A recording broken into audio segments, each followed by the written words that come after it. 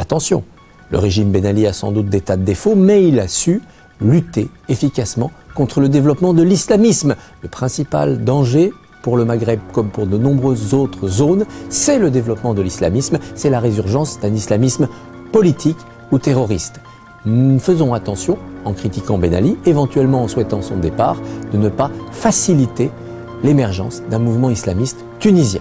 Nous avons tous envie de croire que ces révolutions, pour qu'elles restent uniques, parviendront à éviter l'écueil des précédents mouvements de libération nationaliste arabe, l'antisémitisme.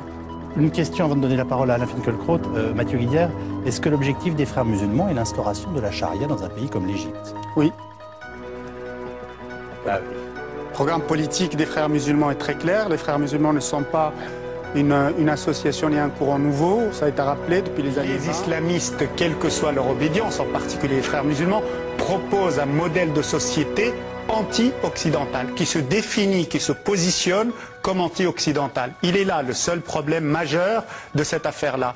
Anti-occidental veut dire antidémocratique, anti-liberté, anti-femme libre, anti-constitution, anti-technologique, un certain nombre de choses très importantes. Il refuse le modèle occidental. Il est là le vrai problème. Y a-t-il une petite nuance? Considérer les frères musulmans comme l'islam modéré.